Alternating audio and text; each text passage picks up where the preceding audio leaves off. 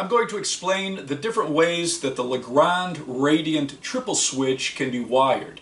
This can be wired as 3 single pole switches, or 2 single pole switches and a 3-way switch, or it can be wired for 2 separate circuits.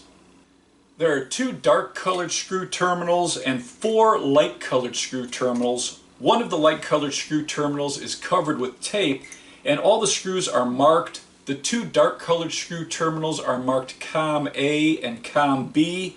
The light colored screw terminals are marked SP1, SP2, SP3W, and 3W.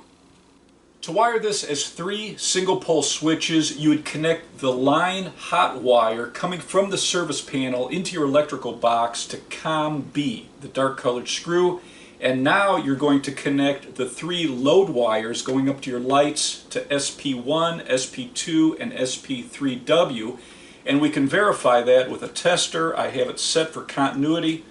When I touch it onto the screw terminal with SP1, I turn it on. It's now conducting electric. SP2 and SP3W.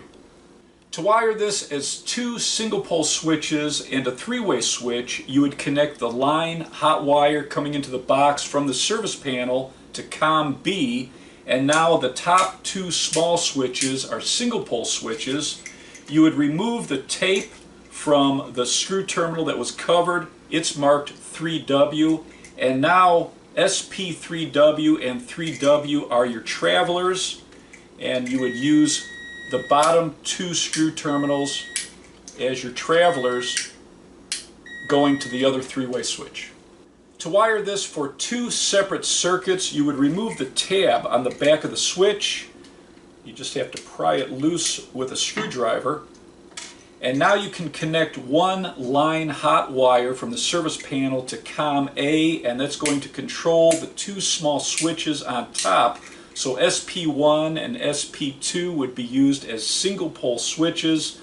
You would connect another line hot wire coming from the service panel to COM B, and this is going to control the bottom large switch.